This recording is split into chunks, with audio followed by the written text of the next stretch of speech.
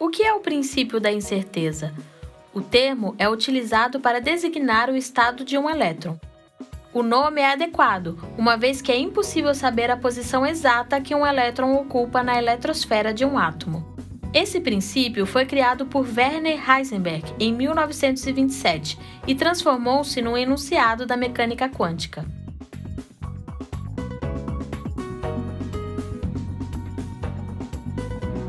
A mecânica quântica surgiu da necessidade de explicar melhor a estrutura atômica, por volta de 1900, já que as teorias existentes tornaram-se o tanto quanto ultrapassadas.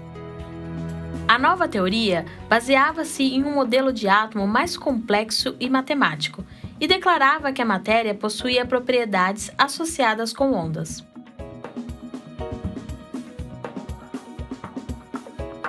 A razão dessa incerteza não é um problema do aparato utilizado e das grandezas físicas, mas sim a própria natureza da matéria e da luz. Para que possamos medir a posição de um elétron, por exemplo, precisamos vê-lo, e para isso temos que laminá-lo, princípio básico da óptica geométrica. Além disso, a medida será mais precisa quanto menor for o comprimento de onda da luz utilizada. Neste caso, a física quântica diz que a luz é formada por partículas de fótons, que têm energia proporcional à frequência dessa luz.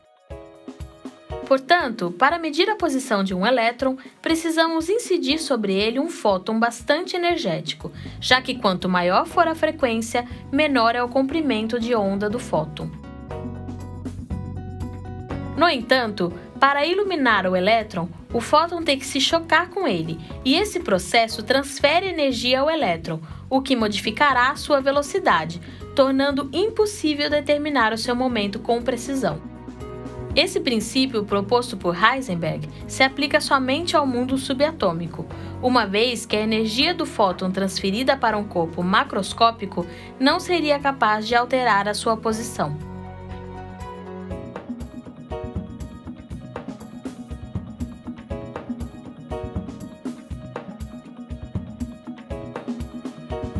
O gato de Schrödinger é um experimento mental que só precisa ser imaginado para chegar a conclusões. Inventado pelo físico austríaco Erwin Schrödinger em 1935.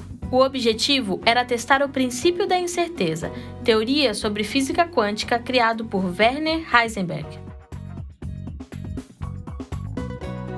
Segundo o alemão, partículas subatômicas como o elétron estão em vários locais e girando em várias velocidades ao mesmo tempo.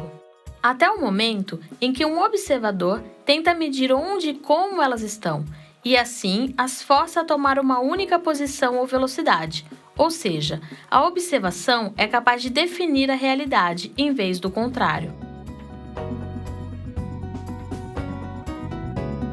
Um gato é colocado em uma caixa selada, onde um único átomo radioativo é ligado a um aparato medidor, que por sua vez está conectado a um martelo. O martelo paira sobre o frasco de veneno. Se o medidor detectar que o átomo radioativo decaiu, ou seja, perdeu um elétron, o martelo quebra o frasco, o veneno vaza e o gato morre. A probabilidade desse átomo perder ou não o elétron é incalculável. Pior, segundo o princípio da incerteza, a posição desse elétron é múltipla. Ele está tanto perto do núcleo atômico, significando que o átomo decaiu, quanto longe, significando que o átomo não decaiu. Isso tudo ao mesmo tempo. Sua posição definitiva só é determinada se alguém passa a observá-lo. Como a vida ou a morte do gato está diretamente ligada à posição do elétron e este está em mais de um lugar ao mesmo tempo, o gato também está em um estado múltiplo, tanto vivo quanto morto. O gato não tem a capacidade de observar o átomo, e como a caixa está selada, ninguém pode ver nada ali dentro.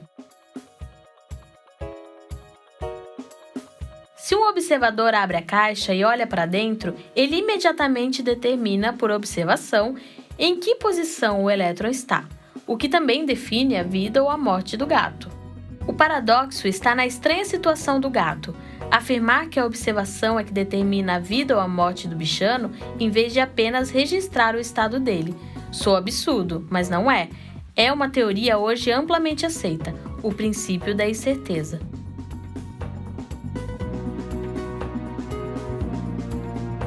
Albert Einstein, em sua época, não se dava muito bem com as teorias da mecânica quântica. Ele sabia que a mesma existia, tinha suas leis e propriedades independente da mecânica clássica, mas dizia que faltava algo para completá-la. Para Einstein, parecia muito estranho dizer que a Lua estava lá quando ele a estivesse olhando, mas que ela não estaria mais lá se ele parasse de olhar.